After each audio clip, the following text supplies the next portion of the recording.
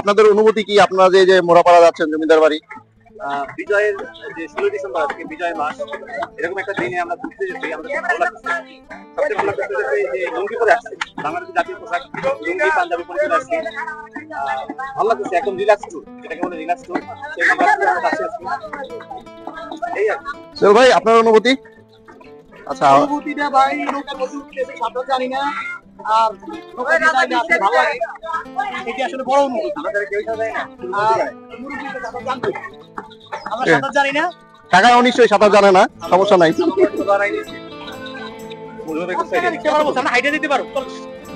ভাই জমিদার বাড়িটা কোনটায়, কতটুকু এখানে, কতটুকু দূর?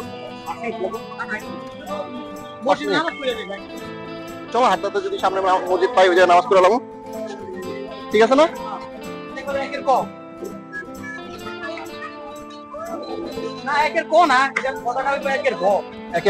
একের ভ মানে কি বলেন তো? না, একের ভ মানে কি? একের ভ মানে না না, একের ভ মানে হলো এককারে বালা, এককারে বালা। মুসাফির ভাই কি বলে দেখেন তো, ও কি হাঁটবে কিনা? জিজ্ঞেস করেন তো একের ভ মানে কি, বলতে পারবো? একটা মুসাফির ভাই একের ভ মানে কি? আসসালামু আলাইকুম বন্ধুরা, আমরা চলে আসলাম মোরাপাড়া জমিদার বাড়িতে। আপনাদের অনেকেই হয়তো অজানা মোরাপাড়া জমিদার বাড়ির ইতিহাস বা রাজবাড়ির ইতিহাস। মোরাপাড়া জমিদার বাড়িটি ঢাকার অদূরে নারায়ণগঞ্জ জেলায় রূপগঞ্জে অবস্থিত। স্টপ কোয়ার্টার থেকে ইসাখালী পর্যন্ত সিএনজি ভাড়া 30 টাকা। ইসাখালী ব্রিজ থেকে অটোরিকশায় 10 টাকা করে সহজেই চলে আসতে পারবেন মোরাপাড়া জমিদার বাড়িতে।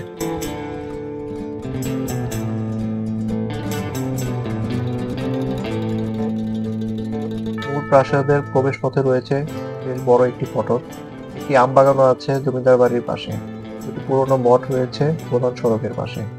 অযত্ন আর অবহেলায় মঠগুলো আপনাকে অভ্যর্থনা জানাবে জমিদার বাড়িতে।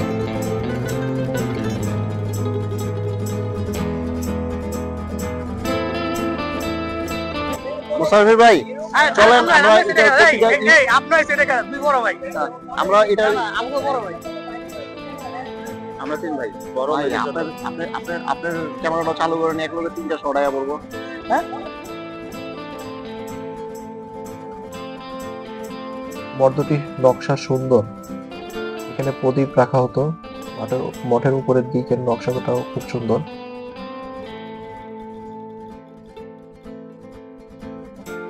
এই মঠগুলো চুন আর সুরকির সংমিশ্রণে তৈরি।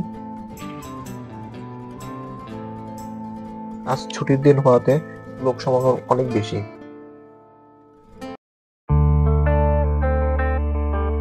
বাড়িটিতে আরো কিছু মঠ রয়েছে, হয়তো এই মঠগুলোর কারণে স্থানীয়রা একে মঠের বাড়ি নামে ডাকে।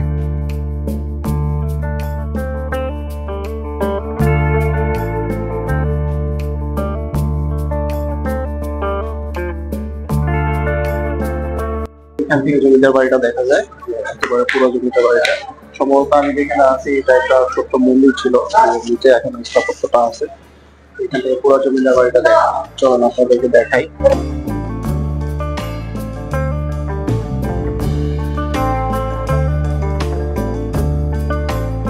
চল সবগুলা ভিডিও করতে হতো ভাই আঙ্গ, ঠিক আছে? আবার দেখা হবে ভাই। এগুলোর উপরে যে গাছগুলো আছে, একদিন দুদিন এত মোটা মোটা গাছ হচ্ছে বলুন তো? অযত্ন আর অবহেলার কারণে।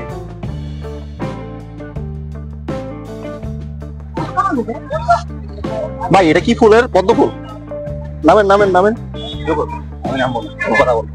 কি কথা বলবেন বলেন, আমি শুনি না, তারপর আমি আবার রিপ্লাই করবো। আচ্ছা, মন্দিরের গায়ে খুব কারুকার্য করা তাদের দেবতাদের ছবি দেওয়া আছে।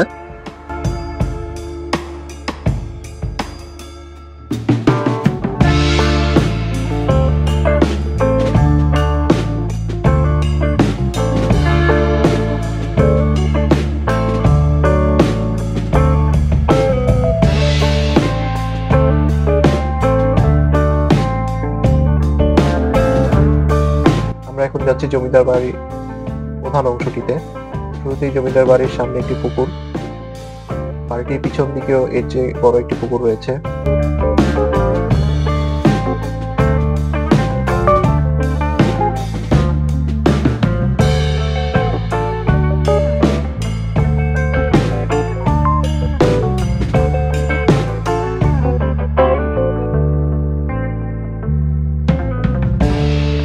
মোড়াপাড়া জমিদার বাড়িটি 52 বিঘা জমির উপর অবস্থিত। এই জমিদার বাড়িটি তৈরি করেন বাবু রামরতন ব্যানার্জি, যিনি ছিলেন নাটোর স্টেটের কোষাধ্যক্ষ।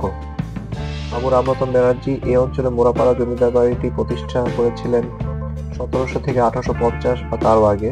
এরপর তার কয়েকজন বংশধর কর্তৃক প্রাসাদটি সংস্কার ও সম্প্রসারণ করা হয়। 1889 সালে জমিদার প্রতাপচন্দ্র ব্যানার্জি এই ভবনের বিভিন্ন অংশ সম্প্রসারণ ও পরিবার নিয়ে এখানে বসবাস শুরু করেন।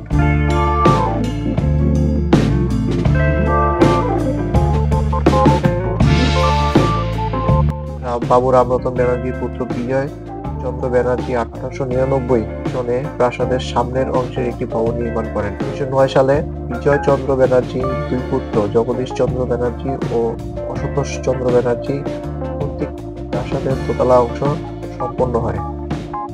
দ্বিতল এই জমিদার বাড়িটিতে মোট 95টি কক্ষ রয়েছে। এছাড়া পুরো জমিদার বাড়িটিতে রয়েছে বিশাল নাচঘর, আস্তাবল, মন্দির, ভান্ডার, কাচারি ঘর।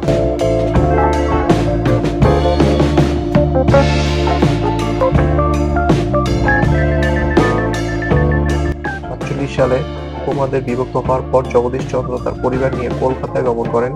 এরপর থেকে বাড়িটি পরিত্যক্ত অবস্থায় ছিল। 1948 সালে তৎকালীন পাকিস্তান সরকার বাড়িটি দখল নেয় এবং এখানে হাসপাতাল ও কিশোরী সংশোধন কেন্দ্র কার্যক্রম শুরু করে। 1966 সালে এখানে স্কুল ও কলেজ কার্যক্রম পরিচালনা করা হতো। বাংলাদেশ স্বাধীন হওয়ার পর 1986 সালে বাংলাদেশ প্রত্নতত্ত্ব অধিদপ্তর বাড়িটির দায়িত্ব গ্রহণ করে সেটিকে প্রত্নতাত্ত্বিক স্থাপনা হিসেবে তালিকাভুক্ত করে। বর্তমানে এটি সরকারি মোড়াপাড়া কলেজ নামে পরিচিত।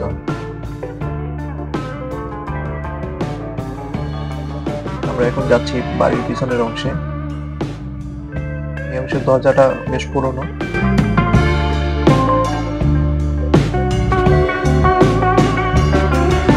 বাড়ির দেয়ালগুলো নির্মাণ করা হয়েছে চুনসুরকি দিয়ে। চুনসুরকি দেখতে পাচ্ছেন যে কুচা কুচা করতেছে। বাড়ির কাঠামোটা এখনো খুব মজবুত।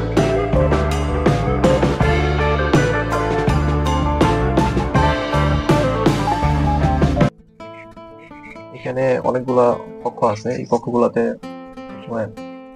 এই জমিদার বাড়ি যারা তত্ত্বাবধান করতো তারা বসবাস করতো। এখনো কিছু মানুষ বসবাস করে।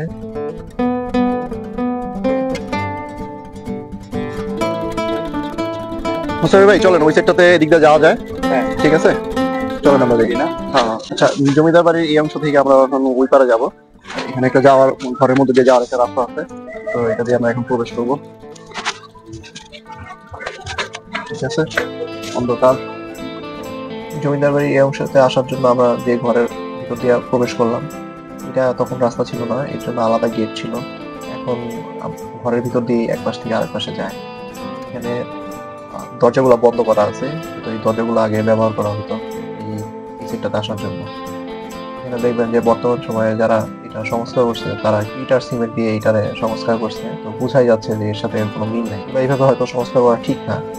তার সাথে সামঞ্জস্য করে এইগুলো সংস্কার করা উচিত। পুরো বিল্ডিং যেভাবে থাকে তার সাথে যাতে বোঝা না যায় যে এটা এখানে নতুন করে নির্মাণ করা হয়েছে, সেক্ষেত্রে সৌন্দর্যটা নষ্ট হয় আর কি। এটা সম্পূর্ণ আমার মতামত। প্রত্নতত্ত্ব অধিদপ্তরই এই সম্পর্কে ভালো জ্ঞান রাখে। আমি একটু কক্ষগুলা প্রবেশ করে দেখতেছি যে আসলে রূপগুলা কিরকম। প্রত্নতত্ত্ব অধিদপ্তর কলেজকে হস্তান্তর করছে, কিন্তু কোনো সংস্কারের হাত দেয় না। এখানে জরাজীর্ণ অবস্থা, কোনো পরিষ্কার করার কোনো উদ্যোগই তারা নেয় না আর কি। এটা খুবই খারাপ। আচ্ছা, আমরা এখন জমিদার বাড়ির একেবারে শেষ প্রান্তে যাব। জমিদার বাড়ির পিছনের দিকে আরেকটি পুকুর খনন করা আছে, এটা হচ্ছে দ্বিতীয় পুকুর।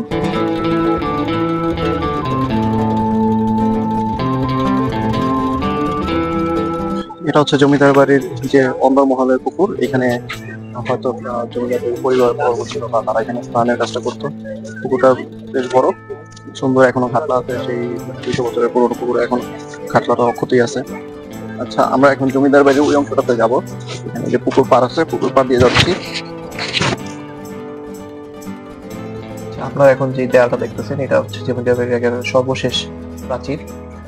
এখনো দাঁড়ায় আছে, যদি সংস্কার করতো দেয়ালটা অনেক সুন্দর দেখাইতো, কিন্তু প্রত্নতত্ত্ব অধিদপ্তরের কোনো কাজ নাই। তারা চেয়ারে বৈশা বৈশা আর কি বেতন নিচ্ছে আর কি।